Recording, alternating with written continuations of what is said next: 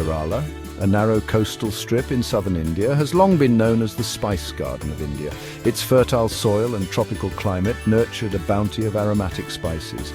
Pepper, cardamom, cinnamon and ginger grew abundantly.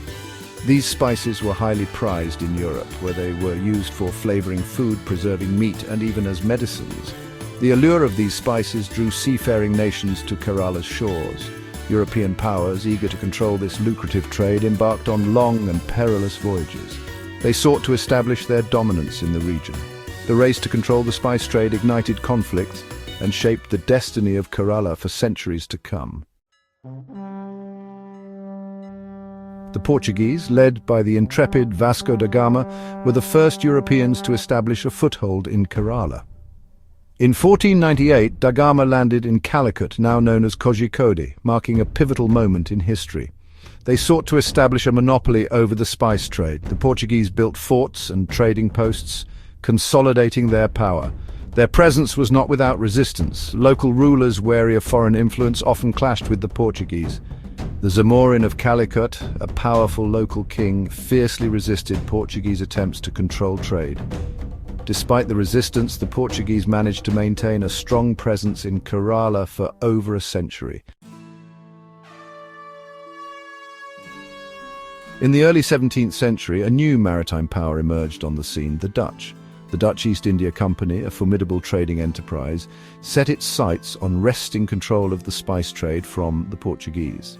The Dutch formed alliances with local rulers who were opposed to Portuguese dominance.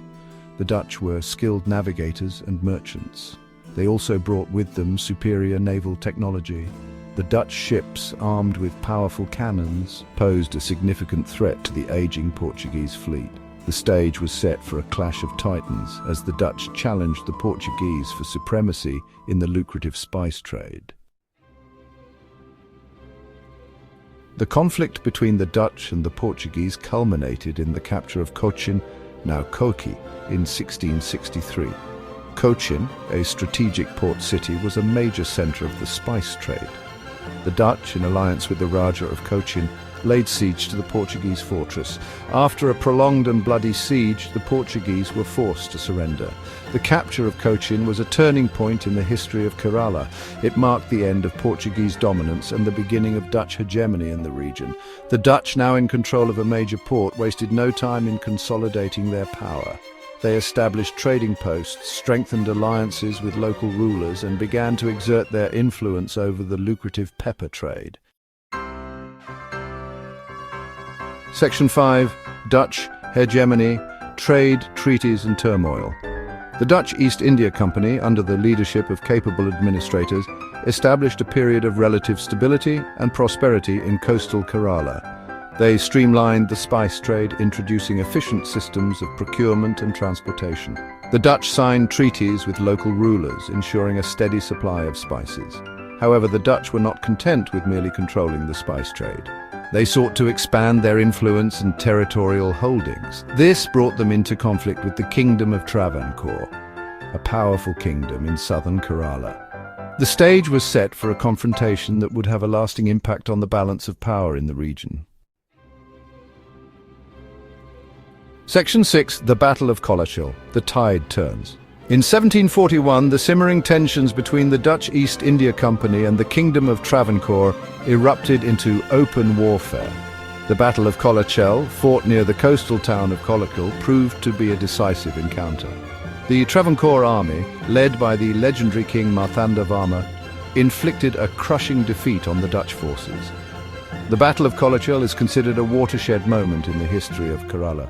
It marked the decline of Dutch power and the rise of Travancore as the dominant power in the region. The battle also shattered the myth of European invincibility and served as an inspiration to local rulers seeking to resist foreign domination. Section 7, From Dominance to Decline, the Setting Sun. The defeat at Colachil significantly weakened the Dutch East India Company's hold over Kerala. Their trade dwindled and their influence waned. Internal strife and corruption within the company further contributed to their decline. Meanwhile, a new European power was emerging on the horizon, the British. The British East India Company, with its superior naval power and aggressive expansionist policies, gradually eclipsed the Dutch. The British made strategic alliances with local rulers and engaged in a series of military campaigns. By the late 18th century, the British had established themselves as the dominant power in Kerala, marking the end of the Dutch era. Section 8. Enduring Echoes, Dutch Footprints in Kerala. Although the Dutch era in Kerala lasted for little over a century, it left an indelible mark on the region's culture, architecture, and even its cuisine. The Dutch introduced new agricultural practices, including the cultivation of cash crops like coffee and pineapple. They built sturdy forts and trading posts, some of which still stand today as a testament to their architectural prowess.